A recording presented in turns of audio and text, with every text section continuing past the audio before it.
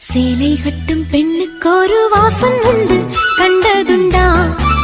கண்டவர்கள் சொன்னதுண்டா?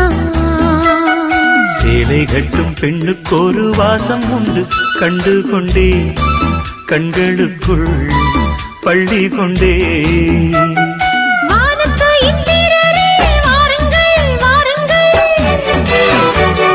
பெண்ணுக்குள் என்ன இன்பம் கூறுங்கள் கூறுங்கள். இதுமோ இதமோ சுகமோ உலகத்தில் இல்லை, இவளின் குணமோ மனமோ மலருக்குள் இல்லை.